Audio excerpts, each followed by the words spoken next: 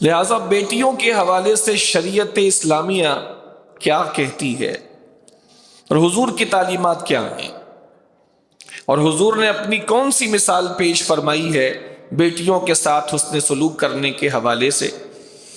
پھر چند باتیں بیٹیوں کی تربیت کے حوالے سے بھی میں آج کی گفتگو میں کرنا چاہوں گا، کیونکہ بیٹیاں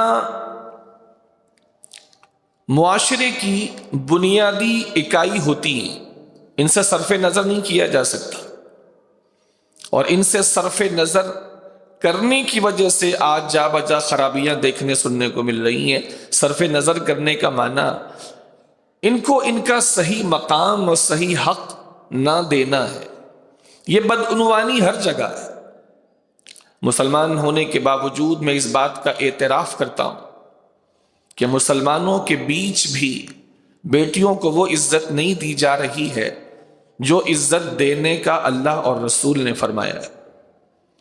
جب میں مثالیں آپ کے سامنے پیش کروں گا تو خود ہی لوگ ایڈمٹ کریں گے کہ واقعی یہ تو ہمارے اسلامی معاشرے کا مسئلہ بھی ہے۔ ایک ہے انسانی معاشرہ اور ایک ہے اسلامی معاشرہ۔ تو اسلامی معاشرے میں بھی یہ خرابیاں اس شدت سے آ چکی ہیں کہ جس کو ختم کرنے کے لیے بہت سنجیدگی سے کوشش کی جائے تو اس میں سالوں لگ جائیں گے اس بدعنوانی کو ختم کرنے کے لیے۔ سب سے پہلے میں بیٹیوں کی فضیلت کے حوالے سے کچھ باتیں عرض کر دوں۔ وہ لوگ جو بیٹیوں کو پسند نہیں کرتے تھے اور آج بھی انہی کے منہج پر انہی کے طریقے پر چلنے والے ایسے لوگ موجود ہیں انسانی معاشرے میں بھی اور اسلامی معاشرے میں بھی، جو بیٹیوں کو پسند نہیں کرتے۔ اگر بیٹا ہو جائے تو وہ کاندھے پر بٹھاتے ہیں، اور اگر بیٹی ہو جائے تو ناک منہ بناتے ہیں، حالانکہ یہ روش تو کافروں کی تھی۔ اللہ نے یہ روش قرآن میں کافروں کی بیان فرمائی ہے۔ اللہ کریم قرآن مجید میں ارشاد فرماتا ہے، اس کا خلاصہ یہ ہے کہ جب ان میں سے کسی کو یہ بتایا جائے کہ بیٹی ہوئی ہے تو تو دیکھے گا کہ اس کا چہرہ سیاہ پڑ جائے گا اور وہ اپنے آپ کو لوگوں سے چھپائے گا، وہ لوگوں سے بھاگے گا، اور پھر دو فکروں میں سے ایک فکر میں رہے گا۔ ایک فکر اس کو یہ ہوگی کہ میں کسی طرح اس کو زمین میں زندہ دبا دوں، اور دوسری فکر یہ رہے گی اگر میں دبا نہیں سکتا تو اس کے ساتھ میں ذلت برداشت کرتے ہوئے زندگی گزار دوں، لوگوں کی باتیں سنوں کہ بیٹی والا ہے اور بیٹی اس نے رکھی ہوئی ہے، بیٹی کو پال رہا ہے، حالانکہ ہمارے معاشرے میں بیٹی کو رکھنا ایک معیوب بات ہے۔ تو دو فکروں میں سے ایک فکر میں رہتا ہے، یا دبا دے زندہ، یا پھر وہ اس کے ساتھ ذلت برداشت کرتے ہوئے اس کے ساتھ ظلم بھی کرے اور اس کے لیے ذلت بھی برداشت کرے اور یوں زندگی گزار دے۔ یہ طریقہ تو اللہ تعالیٰ نے کافروں کا قرآن میں بیان فرمایا ہے، جو مسلمان نہیں تھے، اور بعد میں اللہ کے نبی نے ان پر محنت کی، بہت محنت کی۔ آج کسی شخص کو جو مسلمان ہو اس کو نماز پڑھانے کے لیے کتنی محنت کرنی پڑتی ہے کہ نماز پڑھ لیجئے، نماز فرض ہے، اللہ نے اس کو مسلمانوں پر فرض فرمایا ہے۔ مسلمان ہونے کے باوجود اس کو نماز کی طرف لانا ایک مشکل ترین امر ہے۔ تو کافروں کو ان کی بری عادتوں سے باز رکھنے کے لیے کتنی محنت اللہ کے نبی نے کی ہوگی، اور ان میں سے ایک یہ کام جن کو وہ فخر کے طور پر کرتے تھے۔ ایسا نہیں تھا کہ وہ بیٹیوں کو دبانے کے بعد افسردہ ہو جاتے تھے، وہ بیٹیوں کو دبانے کے بعد لوگوں کے سامنے فخریہ بیان کیا کرتے تھے کہ میں نے 4 بیٹیاں اپنی زندہ دبائی ہیں، کوئی کہتا میں نے 3 بیٹیاں زندہ دبائی ہیں، کوئی کہتا میں نے 5 بیٹیاں زندہ زمین میں دفن کی ہیں۔ وہ فخر کرتے تھے۔ ایسے معاشرے کو تبدیل کیا ہے اللہ کے حبیب علیہ الصلوۃ والسلام، اور اس معاشرے کے خلاف اللہ کے نبی علیہ الصلوۃ والسلام نے علم جہاد بلند فرمایا، اس معاشرے میں بیٹیوں کی اہمیت کو اجاگر کیا۔ ایک تو یہ ہے کہ مارکیٹ چل رہی ہے اور چلتی بھی مارکیٹ میں جا کر کے آپ نے کوئی چیز سیل کر دی، ایک ہے مارکیٹ کا نام و نشان نہیں ہے، ہو کا عالم ہے، جیسے کورونا میں تھا سب اپنے اپنے گھروں میں بالکل اسٹل پوزیشن میں، اور اس میں جا کر کوئی دکان کھولے 1000 قسم کی پریشانیاں اٹھانی پڑیں گی۔ اس معاشرے میں جہاں بیٹیوں کو معیوب سمجھا جا رہا ہے ایک مخصوص قوم کے نزدیک، اس معاشرے میں لوگوں کو بیٹیوں کا تعارف کروانا اور بیٹیوں کی عزت پر بات کرنا انتہائی مشکل کام تھا۔ اس معاشرے میں اللہ کے نبی نے کام کیا، لیکن اتنی محنت اللہ کے نبی کے کرنے کے بعد کوئی یہ نہیں کہے گا کہ حضور کی محنت ضائع ہوئی۔ آج 1400 سال کے بعد بھی جن کو اللہ نے شعور دیا ہے وہ بیٹیوں سے محبت کرتے ہیں، بہت کرتے ہیں، لیکن اس کے باوجود یہ بات بھی ماننی پڑے گی کہ مسلمان کہلانے کے باوجود آج بھی ہزاروں نہیں لاکھوں ایسے لوگ موجود ہیں جو بیٹیوں کی پیدائش کو اچھا نہیں سمجھتے، اور اگر بیٹیاں ہو گئیں تو دفن تو نہیں کر پاتے لیکن اس کے ساتھ اچھا رویہ بھی اختیار نہیں کرتے۔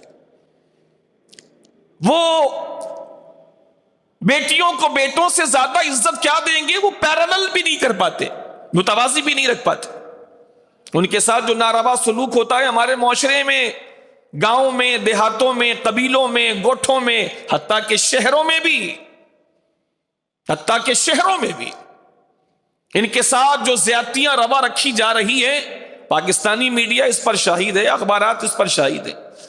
قرآن سے شادی کروائی جا رہی ہے، بڑی عمر کے لوگوں سے بچیوں کی شادی کروائی جا رہی ہے، ستی کی رسم کروائی جا رہی ہے۔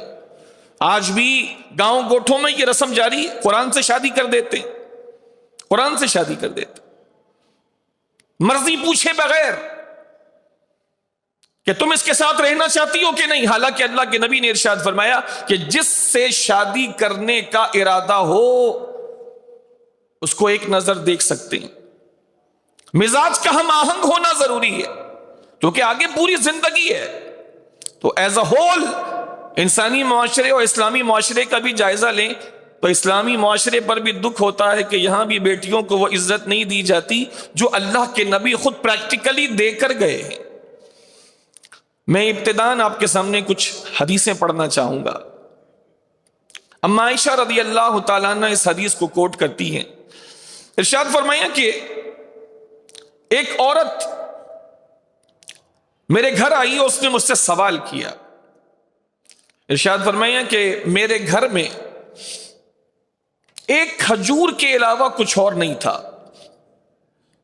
اس سے بھی آپ اندازہ لگا لیں کہ اہل بیت نبوت کا حال کیا تھا۔ فرماتی ہیں کہ ایک کھجور کے علاوہ کچھ نہیں تھا، نہ آٹا، نہ گیہوں، نہ جو، نہ گندم، کچھ بھی نہیں۔ فرمایا صرف ایک کھجور۔ فرمایا ایک کھجور کے علاوہ کچھ اور نہیں تھا، تو میں نے اس کے مانگنے پر وہ کھجور اس کو دے دی۔ تو جب میں نے اس عورت کو وہ کھجور دی تو اس عورت کے ساتھ اس کی 2 بیٹیاں بھی چھوٹی موجود تھیں۔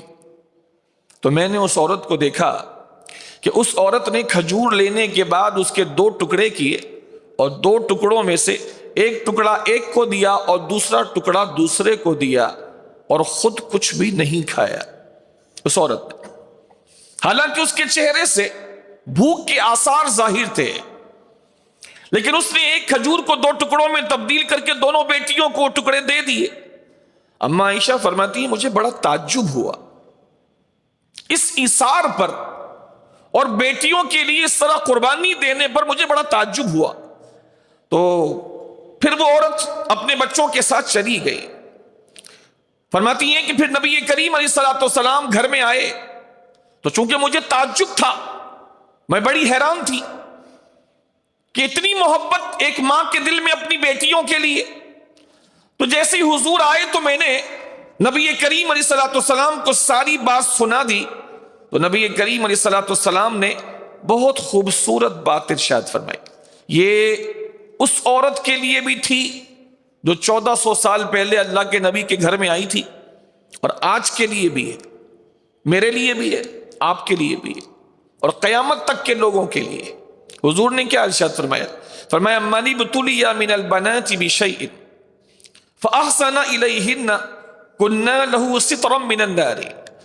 فرمایا جو بھی شخص بیٹیوں کے ذریعے آزمائش میں ڈالا جائے گا چاہے کیسی بھی آزمائش ہو، کیسی بھی آزمائش بِشَيْءٍ نکرہ لا کے اللہ کے نبی علیہ الصلوۃ والسلام نے آزمائش کی تعمیم فرما دی، عموم فرما دیا کہ جو بیٹیوں کی وجہ سے کسی بھی طرح کی آزمائش میں ڈالا جائے گا اور وہ اس آزمائش میں پورا اتر جائے گا تو یہ بیٹیاں قیامت کے دن اس بندے کے لیے جہنم میں جانے سے رکاوٹ بن جائیں گی. He will not enter in the hell. He will not go to hell. وہ جہنم میں نہیں جائے گا، اس لیے کہ بیٹیوں کے ساتھ اس نے اچھا سلوک کیا. کُنَّا لَهُ سِتْرًا مِّنَ النَّارِ، اللہ کے حبیب کے الفاظ. وہ بیٹیاں اس شخص کے لیے، اور وہ شخص کوئی بھی ہو، باپ بھی ہو سکتا ہے، چاچا بھی ہو سکتا ہے، دوسری حدیثیں بھی آ رہی ہیں، بھائی بھی ہو سکتا. بیٹیوں کی وجہ سے جو آزمائش میں ڈالا گیا، آزمائش کوئی بھی ہو سکتی ہے. بیٹیاں بیمار پڑ گئیں، علاج کی آزمائش آ گئی. شادی ہے، انتظامات کرنے ہیں، کبھی کبھی ادھار بھی لینا پڑتا، بلکہ اکثر تو ادھار ہی لینا پڑتا ہے، آزمائش ہو گئی.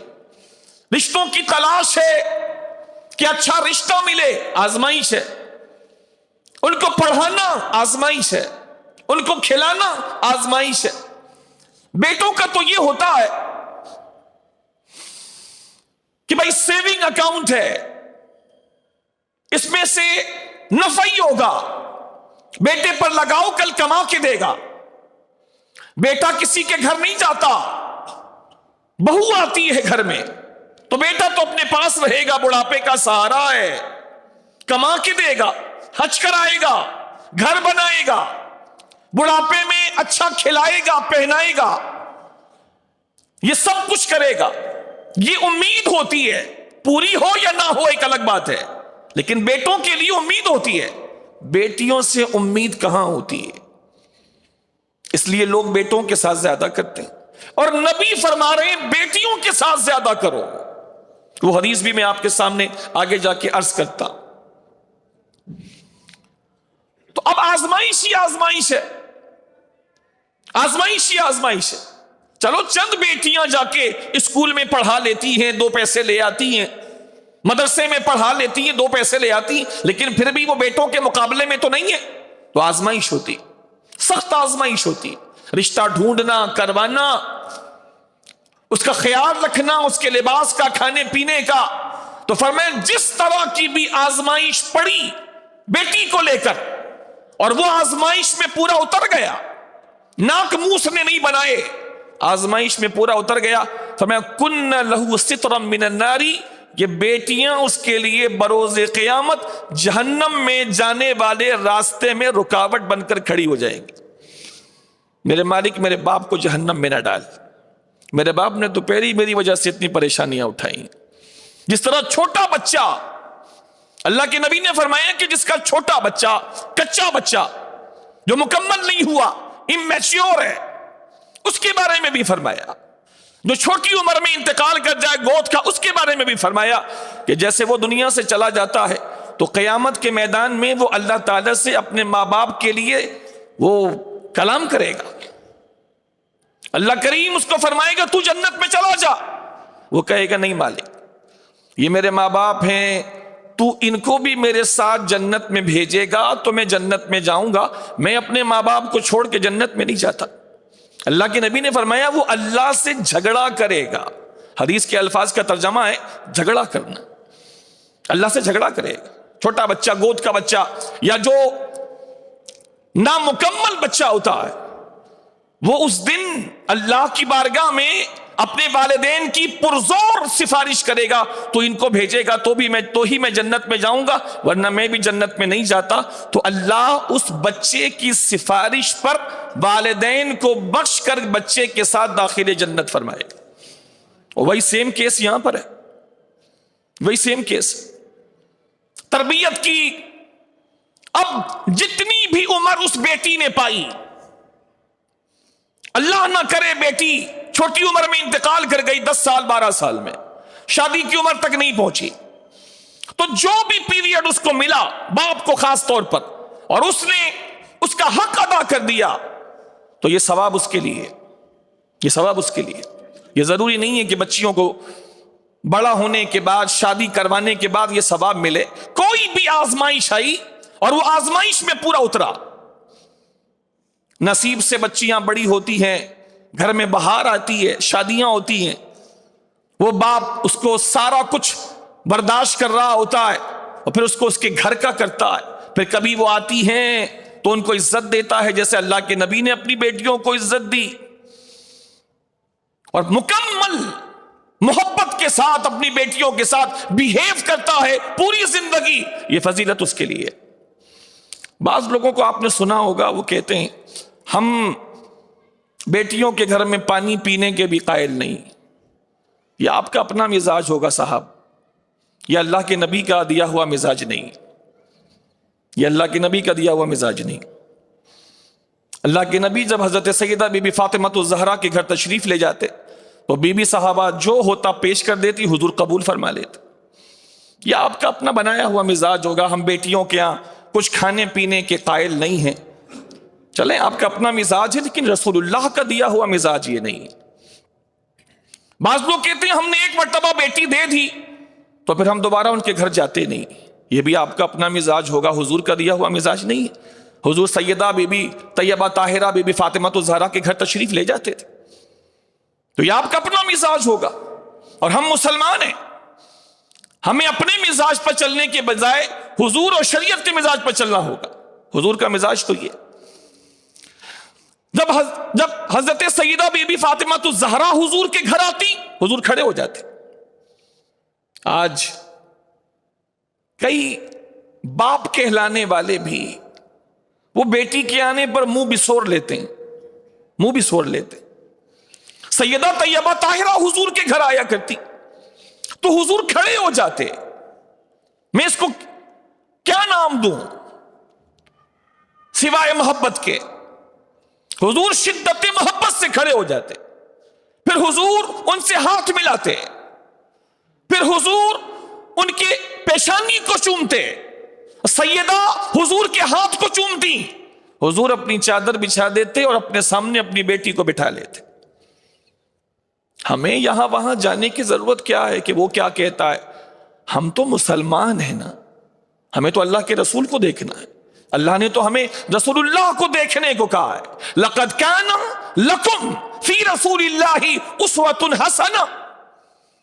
اللہ نے تو حضور کا نمونہ ہمارے سامنے رکھا ہے کہ بے شک تمہارے لیے بہترین نمونہ میرے محبوب کی زندگی میں ہے، ان کو دیکھو۔ تو یہ کہنا کہ ہم بیٹیوں کے گھر نہیں جاتے، یہ تو مزاج رسول کے خلاف ہے۔ یہ کرنا کہ بیٹیاں آئیں تو بندہ منہ بسور کے بیٹھ جائے، یہ مزاج رسول کے خلاف ہے۔ یہ تو سگی بیٹی ہیں، سیدہ بی بی طیبہ طاہرہ بی بی فاطمہ الزہرا، یہ تو سگی بیٹی ہیں۔ نبی کریم علیہ السلام جب دوسروں کی بیٹیاں بھی آتی، دوسروں کی، جیسے حاتم تائی کی بیٹی اللہ کے نبی کے پاس آئی تھی ایک جنگ میں، جب وہ جنگی قیدی بنائی گئی اور حضور کے پاس لائی گئی تو اللہ کے نبی نے اس کو بھی عزت دی، حاتم تائی کی بیٹی کو، اور کہا تم جانتے ہو یہ کس کی بیٹی ہے؟ یہ حاتم تائی کی بیٹی ہے، اس کا باپ بڑا سخی آدمی تھا، لہذا اس سے فدیہ دیے بغیر اس کو آزاد کر دیا جائے۔ غیر کی بیٹی، سیدہ تو اپنی بیٹی تھی، بی بی سیدہ زینب تو اپنی بیٹی تھی، بی بی سیدہ ام کلثوم تو اپنی بیٹی تھی، بی بی سیدہ رقیہ رضی اللہ عنہن اجمعین تو سگی بیٹیاں تھیں۔ غیروں کی بیٹیاں، حتیٰ کہ یہودی کی بیٹی، وہ سر کھلا تھا اور کھلے سر سے بازار میں جا رہی تھی تو اللہ کے نبی نے ارشاد فرمایا اس کا سر ڈھانک دو۔ بڑی لڑکی تھی، سر کھلا تھا، فرمایا اس کا سر ڈھانک دو۔ تو کسی صحابی نے عرض کیا رسول اللہ یہ مسلمان نہیں ہے، یہ یہودی کی بیٹی ہے۔ تو اللہ کے نبی نے ارشاد فرمایا بیٹی سب کی بیٹی ہوتی ہے، لہذا ہر بیٹی کی عزت اپنی بیٹی کی طرح۔ بیٹی بیٹی اگر بیٹیاں اچھی نہ ہوتی تو اللہ اپنے حبیب کو 4 بیٹیاں نہ دیتا۔ اگر بیٹیاں اللہ کو پسند نہ ہوتی اور سرکار ساتھ ماں کو پسند نہ ہوتی تو 4 بیٹیاں اللہ اپنے محبوب کو نہ دیتا. خدا نے اپنے محبوب کو جو دیا، انتخاب دیا، بہترین دیا. 4 بیٹیاں دی، 3 بیٹے دیے. 3 بیٹے تو بچپن میں انتقال کر گئے اللہ کی حکمت کے پیش نظر، لیکن 4 بیٹیاں بڑی عمروں کو پہنچی، شادیاں ہوئی، اچھے بود و معاش کے ساتھ رہی، اچھی بود و معاش اختیار کی، تربیت کی اپنے بچوں کی، اور اس کے بعد بڑی شان سے اس دنیا سے تشریف لے گئی. 4 بیٹیاں حضور کی، حضرت زینب، حضرت رقیہ، حضرت ام کلثوم، حضرت سیدہ پاک بی بی طیبہ طاہرہ بی بی فاطمہ الزہرا رضی اللہ تعالی عنہا وعنہن اجمعین. 4 بیٹی. لہذا بیٹیوں سے صرف نظر ایک مسلمان نہیں کر سکتا. اللہ کے نبی ارشاد فرماتے ہیں کہ جب کوئی چیز لے کر آؤ، باپ لوگوں سے فرماتے ہیں جو باپ ہیں، جن کے گھر میں بیٹیاں بھی ہیں اور بیٹے بھی ہیں، تو اللہ کے نبی ارشاد فرماتے ہیں کہ جب کوئی چیز لے کر آؤ تو بیٹیوں کے ہاتھ میں دو تاکہ وہ سبوں میں تقسیم کرے. بیٹیوں کے ہاتھ میں دو. آپ میں سے کئی ہیں جو باپ ہیں، بہت دور تک آواز جا رہی ہے، وہ سن رہے ہیں. کئی ہیں جو باپ ہیں، کئی ہیں جو باپ بنیں گے انشاءاللہ. اولاد بڑی نعمت ہے، باپ بنیں گے. اللہ بیٹیاں بھی دے، اللہ بیٹے بھی دے، دونوں دے. دونوں نعمتیں اللہ کی، دونوں کی اپنی اپنی شان ہے. تو اس کو یاد رکھنا. میرے اور آپ کی نبی کی تعلیم ہے جب کچھ لے کر آؤ تو بیٹیوں کے ہاتھ میں دو اور ان کے ہاتھوں سے تقسیم کرواؤ. اللہ کی نبی ارشاد فرماتے ہیں ان سے جو باپ ہیں، فرمایا بیٹیاں باپ سے بہت محبت کرنے والیاں ہوتی ہیں. آپ تھوڑا سا غور تو کیجئے، آپ کو اپنی بیٹی یاد آ رہی ہے؟ اس کا بیہیو یاد آ رہا ہے؟ بہت محبت کرتی. ابھی تک بابا نہیں آئے. مما کال تو کیجئے، رات ہو گئی ابھی تک آئے نہیں بابا. بیٹیاں، میں بیٹوں کے خلاف بات نہیں کر رہا، چونکہ آج میرا موضوع بیٹیوں پر ہے تو ظاہر سی بات ہے جو موضوع ہے بات اسی پر ہوگی. بیٹوں کی اپنی شان ہے.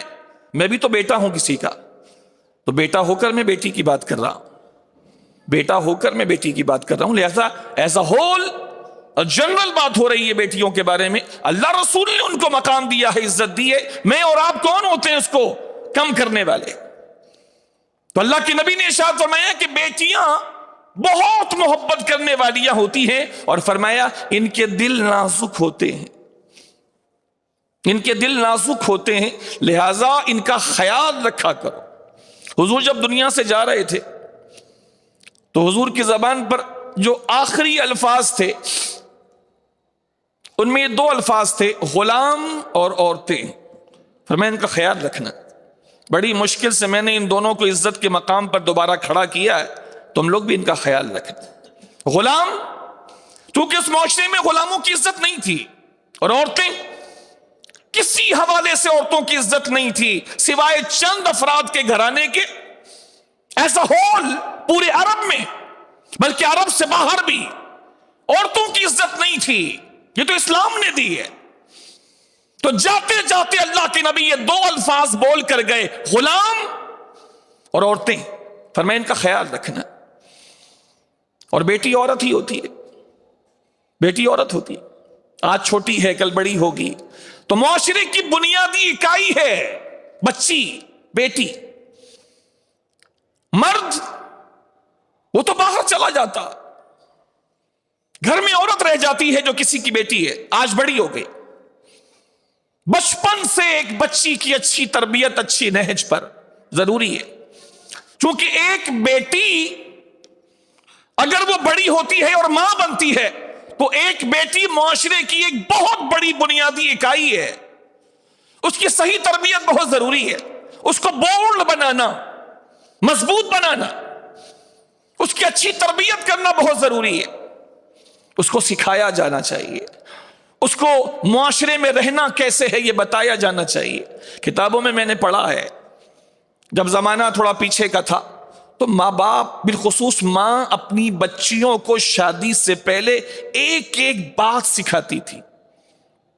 ایک ایک بات کہ بیٹا تمہیں سسرال میں کیسے رہنا ہے، یہ چیز سیکھ لو، تمہیں فائدہ دے گی، تمہیں سلائی آنی چاہیے اچھی، تمہیں کھانے اچھے بنانے آنے چاہیے، تمہیں لوگوں سے ملنا کیسے ہے تمہیں آنا چاہیے، بیٹی تم وہاں اکیلی رہو گی۔ کبھی سوچا ہے آپ؟ وہ چھوٹی سی بچی جو کل اپنے باپ کی شہزادی اور پری تھی، آج وہ شادی ہو کر کسی کے گھر میں جا رہی ہے، کل کو کسی کی ماں بنے گی۔ اگر اس کی صحیح تربیت نہیں ہوئی، اس کو شریعت کے دائرے میں رہتے ہوئے بولڈ نہیں بنایا گیا، کیسے فیس کرے گی؟ آج تربیت کا اہتمام نہیں ہو رہا، بیٹیوں کو باپ سمجھائے، ماں سمجھائے، خالہ سمجھائے، پھپھو سمجھائے، چاچا سمجھائے، یہ آج معاشرے میں اس پہ کام نہیں ہو رہا۔ اور ایک وقت تھا اس پر پورا کام ہوتا تھا، بچیوں کے بیٹھنے سے لے کر لیٹنے تک بچپن سے، تربیت ہمیشہ بچپن سے ہوتی ہے۔ آج بڑی معذرت کے ساتھ ماں باپ اپنی ذمہ داریوں سے بھاگتے ہوئے، بچیاں ہوں کہ بچے، ان کے ہاتھ میں موبائل تھما دیتے ہیں، پھر وہ جو نہ بگڑنا تھا وہ بھی بگڑ جاتا۔